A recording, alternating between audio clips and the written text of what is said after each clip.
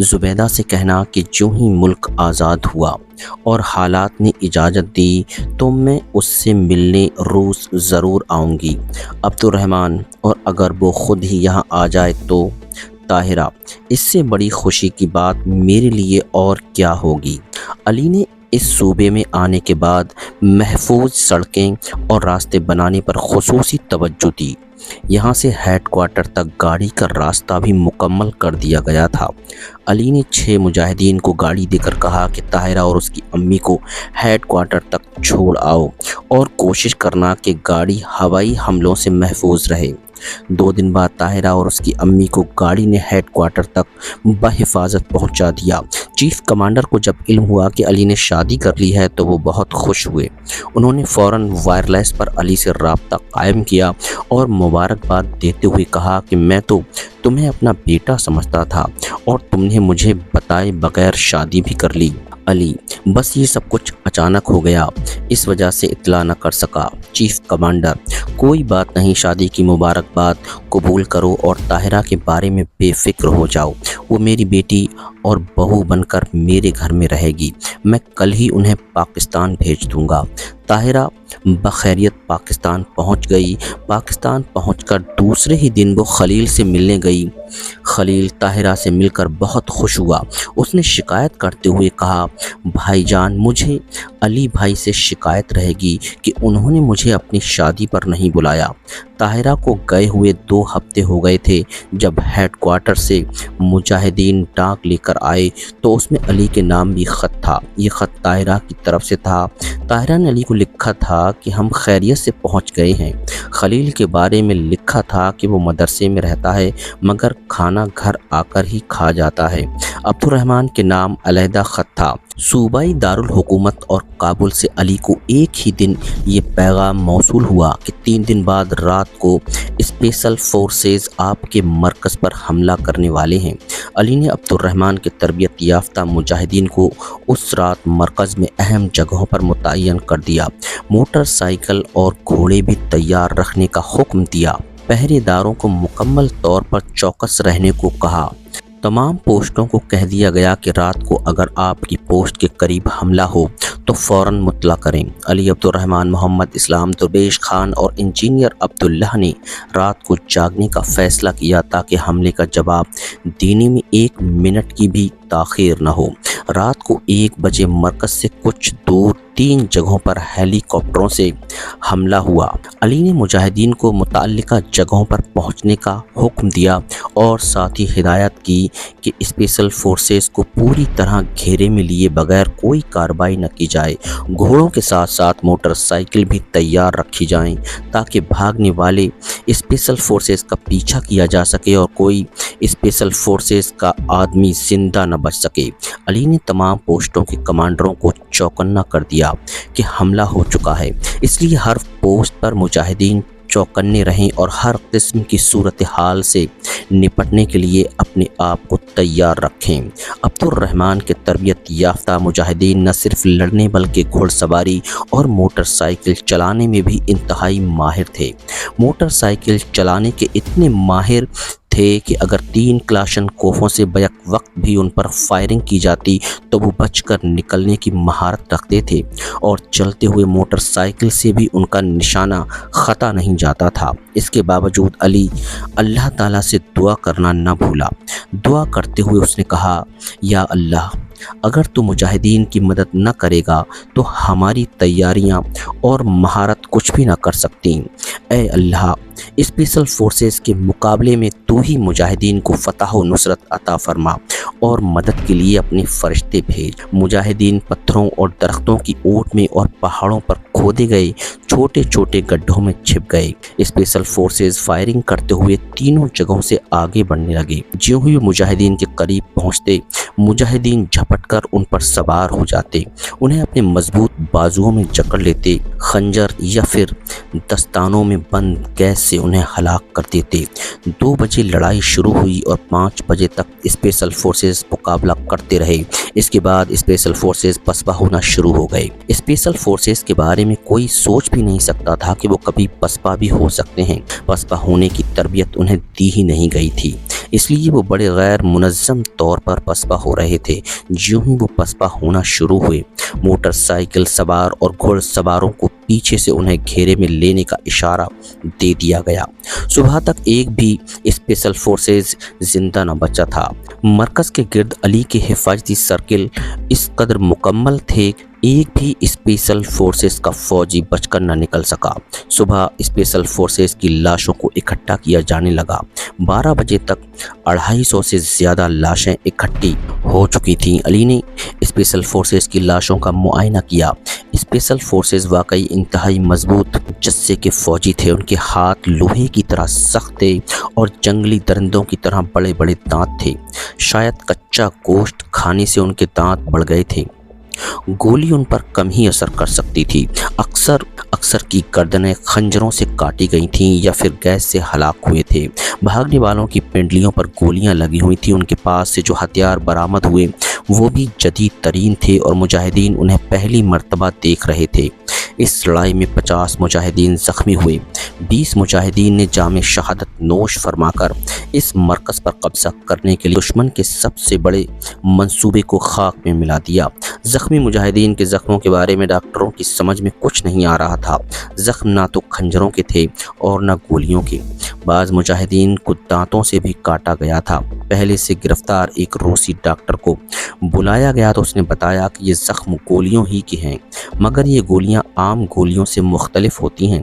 پھر اس نے زخموں کے علاج کے بارے میں مشورے دیے۔ اسپیشل فورسز کی اس بڑے پیمانے پر ہلاکت اور تباہی روسی فوج کے لیے عبرتناک شکست تھی۔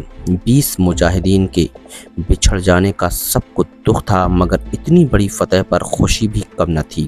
علی نے اس موقع پر خطاب کرتے ہوئے کہا، عظیم غازیان اسلام، اسپیشل فورسز کے مقابلے میں مجاہدین کی فتح پر میں سب سے پہلے اللہ کا شکر گزار ہوں، جس کی مدد کے بغیر یہ فتح ممکن نہ تھی۔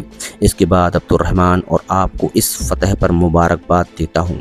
مجھے یقین ہے کہ اسپیشل فورسز کی شکست کے بعد روس اب زیادہ عرصے افغانستان میں نہیں ٹھہر سکے گا، اور اس کی بہتری اسی میں ہے کہ وہ جلد سے جلد ہمارے ملک کو اپنے ناپاک وجود سے خالی کر دے۔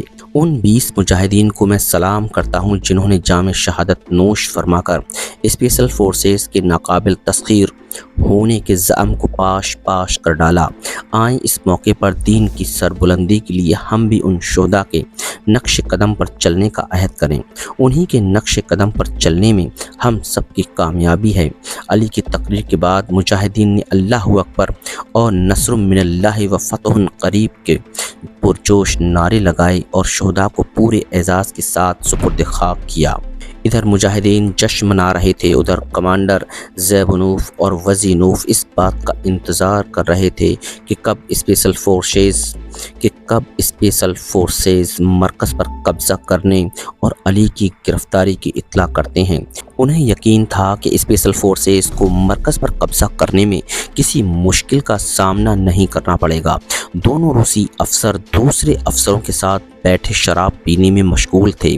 دوپہر سے عصر کا وقت ہو گیا اور انہیں جب کوئی اطلاع نہ ملی تو انہیں تشویش ہوئی۔ انہوں نے ایک ہیلی کاپٹر میں دوسرے 4 فوجیوں کو بھیجا کہ جا کر پتہ کر کے آؤ کہ مرکز پر قبضہ کرنے کے بعد ہمیں ابھی تک اطلاع کیوں نہیں دی۔ وہ چاروں جب ہیلی کاپٹر سے اترے تو مجاہدین نے انہیں اترتے ہی گرفتار کر لیا۔ ہیلی کاپٹر کے پائلٹ نے ہیلی کاپٹر کو اڑا کر لے جانا چاہا، مگر ہیلی کاپٹر بھی راکٹ لانچروں کا نشانہ بن گیا۔ گرفتار فوجیوں میں سے علی نے ایک کو واپس بھیجتے ہوئے کمانڈر روزروف کے نام خط دیا۔ خط میں لکھا، کمانڈر وزیروف، تمہیں فتح کی خبر سننے کا انتظار ہے اور اسی لیے تم نے اپنے 4 مزید آدمیوں کو بھیجا، تو سنو، تمہیں اپنے جن شیطانی خوخار بھیڑیوں یعنی اسپیشل فورسز پر بڑا ناز تھا۔ مجاہدین نے اللہ کی مدد سے کسی ایک کو بھی زندہ نہیں چھوڑا جو تمہیں شکست کی خبر ہی سنا سکتا۔ تمہیں یقیناً دکھ ہوگا کہ روسی نمرود کے پالے ہوئے بھیڑیے जिन्हें अपनी ताकत, फुर्ती और खूंखारी पर बड़ा गुरूर था, अब मुजाहिदीन का कुछ भी न बिगाड़ सके और मेरे अल्लाह ने मुजाहिदीन को फतह मुबीन दी। अब भी वक्त है कि तुम लोग समझ जाओ कि खुदा को चैलेंज करने वालों का अंजाम बहुत बुरा होता है। खुदा जब चाहता है अबराह के हाथियों को अबाबीलों के जरिए भूसा बनाकर रख देता है। इसलिए तुम्हारे देव हेकल, तैयारों, टैंकों और बमों की खुदा के नज़दीक कोई हैसियत नहीं। अपने सरबराह को समझाओ कि वो अफ़गानिस्तान से अपनी फ़ौज वापस बुला ले, वरना वो वक्त दूर नहीं जब तुम फ़ौज के लिए वापसी का रास्ता मांगोगे और हम रास्ता देने की बजाय दरियाए मास्को तक तुम्हारा पीछा करेंगे और अब की दफ़ा कोई अमेरिका या बरतानिया तुम्हें बचाने को नहीं आएगा और न कोई मौसम मास्को का दिफा कर पाएगा, इसलिए कि मौसमों पर खुदा का इख्तियार है और खुदा मुजाहिदीन के साथ है। तुम्हारा दुश्मन अली। जब ये ख़त रूसी कमांडर को मिला तो उस वक्त हाल में 20 से ज़्यादा रूसी अफसर मौजूद थे। काबुल से आए हुए रूसी अफसर भी फतह की खुशखबरी सुनने को बेकरार थे, लेकिन ज्यों ही उन्हें स्पेशल फोर्सेस की तबाही और हलाकत का इल्म हुआ, एक दूसरे को कोसने लगे।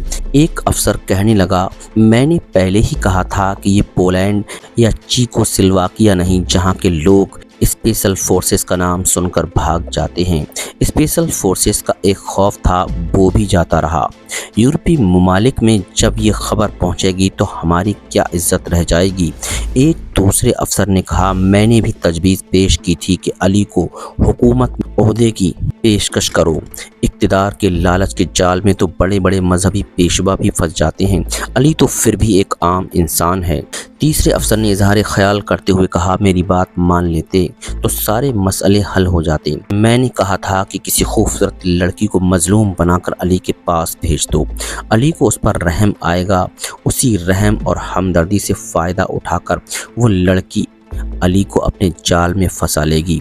मैं तो अब भी कहता हूँ कि औरत से ज़्यादा कोई ख़तरनाक हथियार नहीं। ये ऐसा हथियार था जिससे न सिर्फ अली हमारे काबू में आ जाता, बल्कि दूसरे हज़ारों मुजाहिदीन भी या तो हमारी तरफ आ जाते या फिर बदजन होकर मुजाहिदीन का साथ छोड़ जाते। लेकिन मेरी बात पर किसी ने तवज्जो न दी। रूसी कमांडर कर्नल ज़ैबुनोव ने कहा कि इन सब तजावीज़ पर अब भी अमल हो सकता है, लेकिन हासिल कुछ न होगा। मेरे ख़्याल में अली न सिर्फ ख़ुद इंतहाई ज़हीन है, बल्कि उसके मुशीर भी बहुत दूर अंदेश नज़र आते हैं। स्पेशल फोर्सेस का मुकाबला दुनिया में कहीं भी कोई इंसान नहीं कर सकता। 300 स्पेशल फोर्सेस अगर चाहें तो पूरे काबुल को चंद मिनटों में मलबे का ढेर बना दें, मगर वो एक मरकज़ पर कब्जा न कर सके। यकीन अली के पास स्पेशल फोर्सेस से ज़्यादा ताकतवर मुजाहिदीन के दस्ते मौजूद हैं।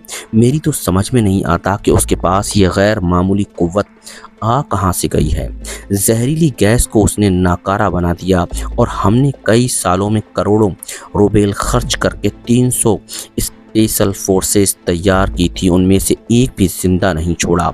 और हमारी हालत यह है कि 1500 से ज़्यादा रूसी जो 2 कानवाओं में गए थे, अभी तक हम उनका भी सुराग लगाने में नाकाम रहे हैं। मेरे अपने ख़्याल में हुकूमत को फ़ौज वापस बुलाने के बारे में सोचना चाहिए। अगर हमारी फ़ौज मज़ीद यहाँ रहती है तो आज एक अली ने एक सूबे में हमारा नाक में दम किया हुआ है। कुछ अरसे बाद आपको हर सूबे और शहर में हर मुजाहिद अली की शक्ल में नज़र आएगा। क्या कभी तुमने सोचा है कि हमारे फ़ौजियों के हौसले इन 8 सालों में कितने पस्त हुए हैं? हमारे फ़ौजी बज़ाहिर खुदा को नहीं मानते, लेकिन मुजाहिदीन से इस हद तक खौफज़दा हैं कि उनकी गोली से बचने के लिए मौलवियों को मुँह मांगी कीमत देकर कुरानी आयात लिखे हुए ताबीज़ हासिल करके गले में डाल रहे हैं। जब किसी फ़ौज की हालत ये हो जाए तो वो फ़ौज कभी फ़तह हासिल नहीं कर सकती। एक रूसी अफसर ने कर्नल ज़ैबुनोव की बातों पर एतराज़ किया तो कर्नल ज़ैबुनोव ने कहा, प्यारे अफसर, ज़रा अपना बायां बाजू तो दिखाओ। ये देखो, तुम्हारे बाजू पर भी ताबीज़ बंधा हुआ है और तुम्हारी तरह कई दूसरे अफसरों ने भी ताबीज़ बांधे हुए हैं। खुदा को न मानते हुए भी कई ने तो अपने घरों में कुरान मजीद ला कर रख लिए हैं ताकि मुजाहिदीन की तरफ से फायर किया हुआ कोई गोला उनके घर पर न गिरे। मुझे डर है कि मुजाहिदीन के खौफ से कहीं हमारी फ़ौज इस्लाम कबूल करना शुरू न कर दे। अगर ऐसा हो गया तो फिर समरकंद बुखारा की भी खैर नहीं। ये जंग जितनी लंबी होगी रूस उतना ही घाटे में रहेगा। मैं तो पिछले साल से रूसी क़यादत को वापस के मशवरे दे रहा हूँ, मगर मेरी बात पर कोई गौर नहीं करता। किसी रूसी अफसर की तरफ से ये पहला एतराफ़ शिकस्त था, मगर कर्नल ज़ैबुनोव को ये एतराफ़ शिकस्त बहुत महंगा पड़ा। दूसरे ही दिन उसे गिरफ्तार करके वापस रूस भेज दिया गया। शहर में इंटेलिजेंस ब्यूरो के चीफ कैप्टन अब्दुल्ला को भी कर्नल ज़ैबुनोव की गिरफ्तारी और रूसी अफसरों की गुफ्तगू के बारे में मालूमात हासिल हो गईं। उसने अली को इन मालूमात से आगाह किया तो अली रूसी अफसरों की अहमकाना तजावीज़ पर बहुत हंसा। अब्दुर्रहमान से गुफ्तगू करते हुए अली ने कहा, कर्नल ज़ैबुनोव समझदार अफसर था। उसने रूसियों का भला सोचा और ख़ुद मुसीबत में फंस गया। अगर रूसियों ने उसे रूस न भेज दिया होता तो मैं उसे छुड़ाकर यहाँ ले आता। यहाँ आकर मुजाहिदीन से मिलता तो वो यकीनन मुसलमान हो जाता और मुसलमानों को एक बहुत बड़ा कमांडर मिल जाता, मगर अफसोस कि हमें उसकी गिरफ्तारी की इत्तला ताख़ीर से मिली। तो दोस्तों, ये था हमारा आज का एपिसोड। उम्मीद करते हैं कि ये कहानी आपको पसंद आ रही होगी। जाने से पहले इस वीडियो को लाइक कर दीजिए और शेयर करना मत भूलिए। कमेंट करके बताइए कि ये वीडियो आपको कैसी लगी। और अगर अभी तक आपने हमारे चैनल को सब्सक्राइब नहीं किया है तो फौरन सब्सक्राइब कर लीजिए और बेल आइकन पर क्लिक करके ऑल नोटिफिकेशंस ऑन कर लीजिए।